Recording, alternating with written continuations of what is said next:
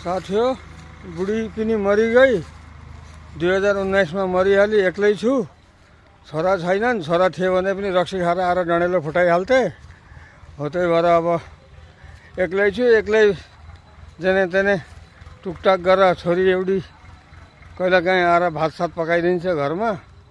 अनि आफै चानासाना भुटोहरू अनि लगेर बजार बेच्यो। एउटा सानो स्कुटी किनेको छ, त्यो स्कुटीमा हालोहरू लगाएर बजार बेच्यो, स्कुलमा बेच्यो। त्यसै गरी जिन्दगी चलाइरहेको छु। अब यो बुढेसकालमा बुढी ल्याएर पनि के गर्नु, अलिअलि कमाएर राखेका ब्याङ्कका पैसा पनि उडाएर अर्कासँग भागिहाल्छ होला। अनि त्यही भएर एक्लै टुकटाक जिन्दगी कटाएको छु साथी हो। के गर्नुहुन्छ अब, एक्लो जिन्दगी साह्रो पर्दो रहेछ कटाउनलाई। र अब बिहे गर्न पनि अब यो उमेरमा के गर्नु। अब छोराका मान्छे भन्छन्, छोरा हुने पनि रोएर हिँडेका छन्। अब छोरा अहिले मेरो छोरो थियो भने पनि त म अब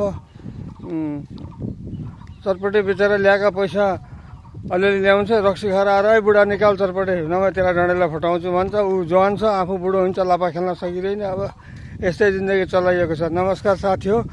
बुढी मऱ्यो भने बहुत दुःख पाइन्छ है साथी हो, याद राख्नु नि।